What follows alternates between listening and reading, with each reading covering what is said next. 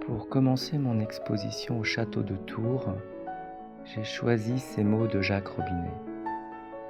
Aux racines du gel, la terre est brûlante.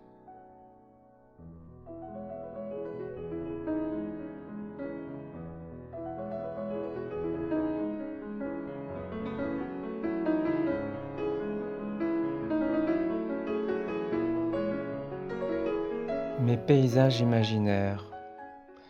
J'ai eu la chance dans ma vie finalement de beaucoup voyager dans des pays très lointains et des paysages plus proches, en France tout simplement.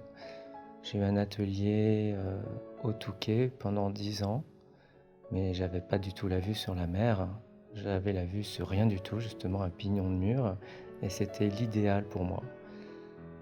Alors est-ce que les paysages qui m'entourent m'inspirent? Certainement. Mais en aucun cas je cherche à les représenter. Je ne suis pas dans la figuration, mais peut-être juste dans l'émotion, dans la suggestion. Donc j'aime bien par exemple travailler l'encre de Chine, étirer l'encre du plus sombre au plus clair dans les camaïeux de gris.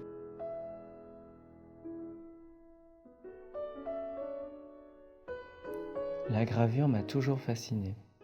J'ai mis beaucoup d'années avant de me décider à acheter une plaque de cuivre et une pointe de tungstène. En fait, ce qui m'a vraiment décidé, c'est que j'avais envie d'écrire, non pas des poèmes ni un roman. Je ne voulais pas aller voir un psychanalyste. J'avais envie d'écrire des choses très personnelles, très intimes, mais qui ne soient lues ni entendues par quiconque. Et j'ai pensé à la gravure, où on travaille toujours en miroir, à l'envers, pour que ce soit lu à l'endroit. Et c'est pour ça que j'ai écrit sur ma propre écriture, à l'envers, à l'endroit, à l'endroit, à l'envers, pour brouiller complètement les pistes et que mes écritures deviennent totalement illisibles. C'était vers la fin 2001. Je pense que le premier tirage date de 2002 chez René Tazé, imprimeur taille-doucier à Paris. C'était donc une écriture.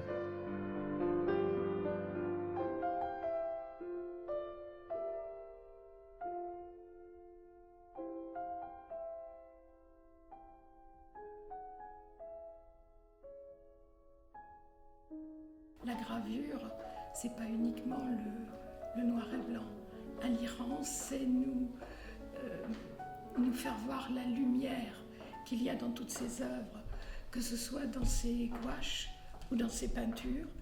Le trait est poétique dans la peinture et il va devenir très, très fort dans la gravure parce que c'est la matière, c'est le métal. Et le geste du graveur est un geste plus dur. Et le noir n'est en rien la barrière, puisque derrière, il y a cette belle lumière qui nous fait vibrer, qu'elle soit blanche, qu'elle soit bleue, qu'elle soit rouge. Et à Tours, c'est heureux d'accueillir un graveur qui soit un peintre de la lumière, un graveur de la lumière, puisque Tours a été le lieu du Gémail, donc c'est intéressant.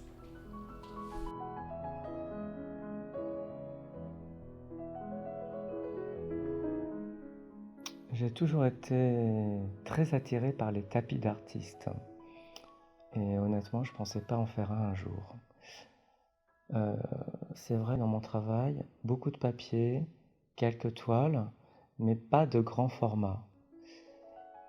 Et je trouvais que le tapis était un moyen pour certains artistes comme moi d'explorer une autre dimension en centimètres.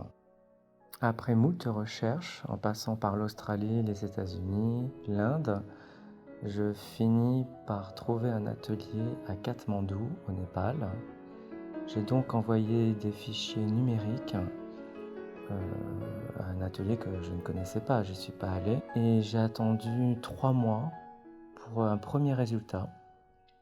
Donc le premier tapis s'appelle Bambou Et c'est le seul d'ailleurs que j'ai édité à 5 exemplaires. C'est celui que je présente justement là à Tours, au château de Tours, pour mon exposition Vers le jour. À côté du tapis, je présente la gravure originelle, qui est une eau-forte sur 5 que j'ai moi-même imprimée autour de 2010. Le tapis a été réalisé en 2012.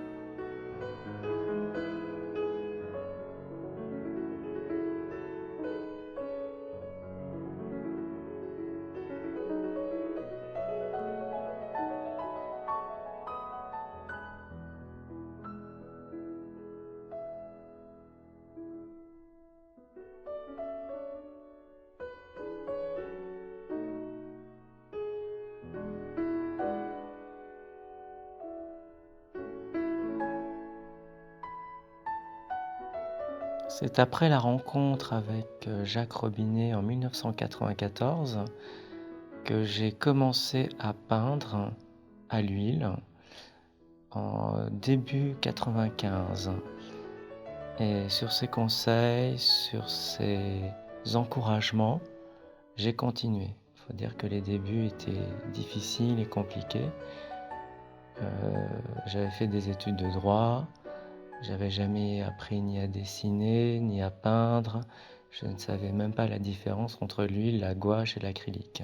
Et finalement, au bout de 6 mois, j'ai fait ma première exposition en privé avec beaucoup de monde et j'ai tout vendu. C'est incroyable. Et voilà, ça a été le tout début de mon parcours et je garde un souvenir très ému de cette année 95 et bien sûr de cette rencontre avec Jacques Robinet sans qui rien n'aurait pu être ni fait. C'est lui qui a su impulser et donner de l'amplitude à ce travail qui naissait alors.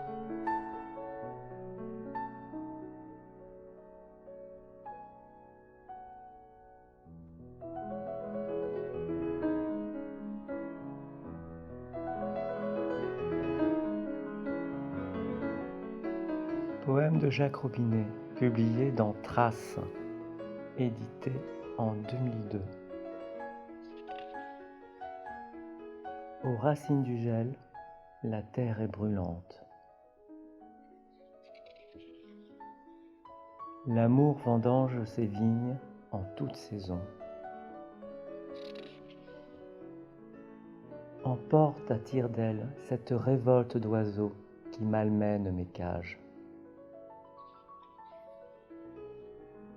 Depuis que j'ai bu entre tes mains, il n'est fontaine qui pour toi ne chante. Nous parlions sans savoir, la rivière à nos pieds murmurait l'essentiel. Le mélancolique visite ses cryptes avec un encensoir. Je veille sur la vieillesse du monde, murmure le lac aux eaux dormantes. Je renouvelle la jeunesse du monde, proclame l'eau vive du torrent. La flamme célèbre ce qu'elle consume. Guérir de ton absence, mon regard se heurte à trop d'étoiles qui aggravent la nuit. Dentelle des cathédrales, fontaine du vent. La gitane fait descendre le soleil au fond des grottes.